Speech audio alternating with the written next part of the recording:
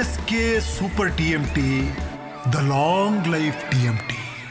ಮಾಜಿ ಸಂಸದೆಗೂ ಕೂಡ ಬಿಡ್ತಾ ಇಲ್ಲ ಸರ್ಕಾರಿ ಕಚೇರಿಯ ಅಲೆದಾಟಗಳ ವಿಚಾರದಲ್ಲಿ. ಯಾರದು? ಸ್ಟೋರಿ ಹೇಳ್ತೀವಿ ನೋಡಿ. ಪಾಪ ಯಾವ ಮಟ್ಟಕ್ಕೆ ಅಲಿಯುವಂಥ ಪರಿಸ್ಥಿತಿ ಬಂದಿದೆ. ಮಾಜಿ ಸಂಸದೆಗೂ ಕೂಡ ಈಗ ಸರ್ಕಾರಿ ಕಚೇರಿಯ ಅಲೆದಾಟ ತಪ್ತಾ ಇಲ್ಲ. ಹಿರಿಯ ಗಾಯಕಿ ಜಯಶ್ರೀ ಅಲೆದಾಡಿಸಿದಂತಹ ಭೂಮಾಪನ ಇಲಾಖೆ, ಇವ್ರದಂತೂ ವಿಪರೀತ ಕಾಟ ಆಗಿದೆ. ಇವರು ಕಾಸು ಕೊಟ್ಟವ್ರ ಕಡೆಗೆ ಸರ್ವೆ ಮಾಡಿಸೋದು ಇವ್ರದ್ದು. ಗುಬ್ಬಿ ತಾಲೂಕು ಭೂಮಾಪನ ಕಚೇರಿಯನ್ನು ಅಲೆದಾಡಿದ್ದಾರೆ ಪಾಪ ಜಯಶ್ರೀ ಅವರು. ಟ್ರಸ್ಟ್ ಒಂದಕ್ಕೆ 5 ಗುಂಟೆ ಜಮೀನನ್ನು ದಾನ ಕೊಟ್ಟಿರ್ತಾರೆ ಜಯಶ್ರೀ ಅವರು. ಜಾಗದ ಸರ್ವೆಗೆ ಅರ್ಜಿ ಸಲ್ಲಿಸಿರ್ತಾರೆ. ಸರ್ವೆಗೆ 3 ಸಲ ಅರ್ಜಿ ಸಲ್ಲಿಸಿದ್ರು ಕೂಡ ಅಧಿಕಾರಿ ಇದು ಇಲ್ಲಿ ಅಷ್ಟೇ ಅಲ್ಲ. ಈ ಸರ್ವೆ ಅವ್ರದ್ದು ಏನಾಗ್ಬಿಟ್ಟಿದೆ ಅಂತಂದರೆ, ಯಾವನು ಕಾಸು ಕೊಡ್ತಾನೆ ಅವನ ಹತ್ರ ಹೋಗೋದು, ಅಲ್ಲಿ ಸರ್ವೆ ಮಾಡ್ದಂಗೆ ಮಾಡೋದು, ಇವ್ರ ಕಡೆ ಈ ಕಡೆಗೆ ವಾಲೋದು, ಇಷ್ಟ ಬಂದ ರೀತಿಯಲ್ಲಿ ಆಡ್ತಾ ಇದ್ದಾರೆ. ಇವ್ರಿಗಂತೂ ಹೇಳೋರು ಕೇಳೋರು ಇಲ್ದಂಗೆ ಆಗ್ಬಿಟ್ಟಿದೆ ಈ ಸರ್ವೆ ಮಾಡೋರಿಗೆ. ಭೂಮಾಪನ ಇಲಾಖೆಯವರದ್ದಂತೂ ವಿಪರೀತ ಅಂದರೆ ವಿಪರೀತ. ಯಾವನು ತಲೆನೂ ಕೆಡಿಸ್ಕೊಳ್ಳಲ್ಲ ಅದಕ್ಕೆ.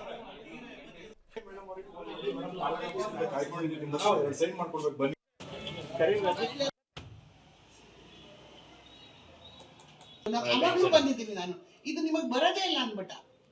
ಅಲ್ಲ, ರಿಜಿಸ್ಟರ್ ಮಾಡಿಸ್ಕೊಂಡಿದೀವಪ್ಪ ನಾವು, ಬರೋದಿಲ್ಲ ನಿಮಗೆ. ಇಷ್ಟೇ ನಿಮ್ಮ ಮನೆವರೆಗೆ ಅದು ರೋಡ್ ಕೂತ್ಕೊಳ್ಳುತ್ತೆ. ಅಲ್ಲಿ ಬಂದು ಇದು ಏನ್ ಹೇಳಿ ಸರ್, ಆ ಕಡೆ ಅಂಗನವಾಡಿ ಇದೆ, ಈ ಕಡೆ ಇನ್ನೊಬ್ರು ಮನೆ ಕಟ್ಟಿದ್ದಾರೆ, ನಮ್ಮ ಮನೆಗೆ ಮಾತ್ರ ರೋಡ್ ಕೂತ್ಕೊಳ್ಳುತ್ತಾ? ಈಗ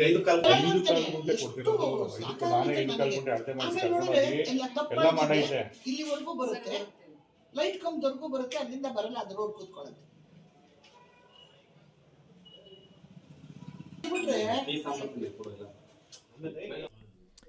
ಸೊ ವಿಪರೀತವಾಗಿ ಅಲೆದಾಡಿಸುವಂಥ ಕೆಲಸ.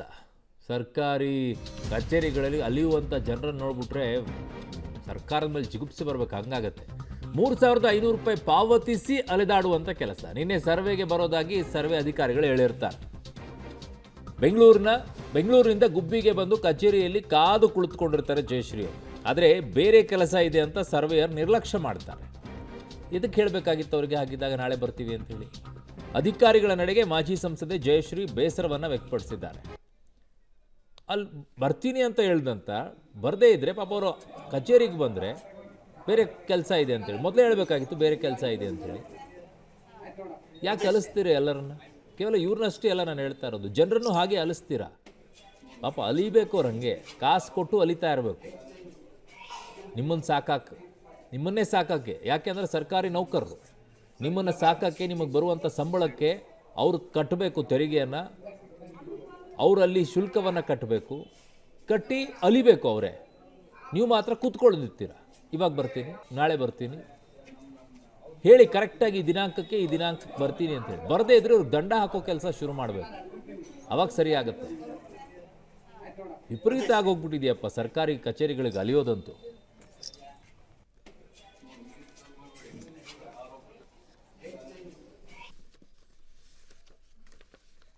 ನನ್ನ ಸಹೋದ್ಯೋಗಿ ಈಗ ಮಂಜುನಾಥ್ ತಳಮುಖಿ ನನ್ನ ಸಂಪರ್ಕಕ್ಕೆ ಸಿಗ್ತಾ ಇದ್ದಾರೆ. ಮಂಜುನಾಥ್, ನಿಜಕ್ಕೂ ಕೂಡ ಬಹಳ ಬೇಸರ ಆಗುತ್ತೆ ರೀ ಈ ಅಲಿಯುವಂಥ ವಿಚಾರ. ಅದರಲ್ಲೂ ಕೂಡ ಈ ಭೂಮಾಪನ ಇಲಾಖೆ ಅಂತೂ ಇದೆಯಲ್ಲ, ಏನು ಅವ್ರನ್ನ ಯಾರು ಹಿಡಿಯೋರು ಇಲ್ಲ, ಯಾರು ಕೇಳೋರು ಇಲ್ವೇನೋ, ಹಂಗಾಗ್ಬಿಟ್ಟಿದೆ ಅವರ ಪರಿಸ್ಥಿತಿ ಅಂತೂ. ಮೇಡಮ್ಗೆ ಯಾವ ಪರಿಸ್ಥಿತಿ ಎದುರಾಯ್ತು ಇವಾಗ ಅಂತ? ಎಸ್ ಅರುಣ್, ಈಗ ಇಂತಹ ಮಾಜಿ ಸಂಸದೆ ನಟಿಯರ ಒಂದು ಪರಿಸ್ಥಿತಿನೇ ಈಗಾದ್ರೆ ಸಾರ್ವಜನಿಕರಿಗೆ ಇನ್ನು ಯಾವ ರೀತಿ ತೊಂದರೆ ಇವ್ರು ಕೊಡಬೇಡ ಅನ್ನೋದನ್ನ ನಾವು ಇಲ್ಲಿ ನೋಡ್ಬೇಕಾಗುತ್ತೆ. ಸೊ ಇದು ಒಂದ್ ರೀತಿಯ ಜ್ವಲಂತ ಸಮಸ್ಯೆ ಇದು ಅಂತಾನೆ ಹೇಳ್ಬೇಕಾಗುತ್ತೆ. ಯಾಕಂದ್ರೆ ಭೂಮಾಪನ ಇಲಾಖೆ ಮತ್ತೆ ಕಂದಾಯ ಇಲಾಖೆಯಲ್ಲಿ ಈ ರೀತಿಯ ಸಹಜ ಒಂದು ಏನು ಸಾರ್ವಜನಿಕರನ್ನು ಪೀಡಿಸುವಂತ ಒಂದು ಕೆಲಸ ಪ್ರತಿದಿನ ನಡೀತಾ ಇರುತ್ತೆ.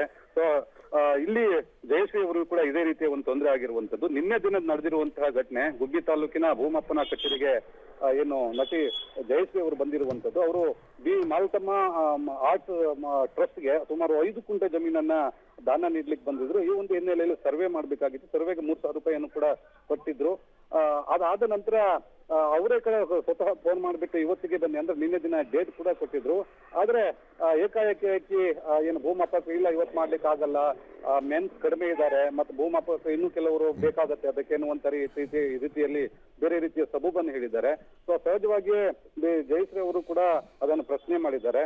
ಆಮೇಲೆ ಹಿರಿಯ ಅಧಿಕಾರಿಗಳು ಬಂದು ಜಯಶ್ರೀ ಅವರು ಮನವೊಲಿಸಿ ಮತ್ತೆ ವಾಪಸ್ ಅಂದ್ರೆ ಕೊನೆಗೂ ಅವರು ಯಾವುದೇ ಕಾರಣಕ್ಕೂ ಅದನ್ನು ಸರ್ವೆ ಮಾಡುವಂತ ಒಂದು ಕೆಲಸಕ್ಕೆ ಮುಂದಾಗಿಲ್ಲ. ಅಂದ್ರೆ ಅಷ್ಟರ ಮಟ್ಟಿಗೆ ಅಲ್ಲಿ ಅಸಡ್ಡೆ ಮತ್ತು ನಿರ್ಲಕ್ಷ್ಯ ನಡೀತಾ ಇರುವಂತದ್ದು ಅರುಣ್. ಓಕೆ ಮಂಜುನಾಥ್, ನಿಮ್ಮೆಲ್ಲ ಮಾಹಿತಿಗೆ ಧನ್ಯವಾದಗಳು.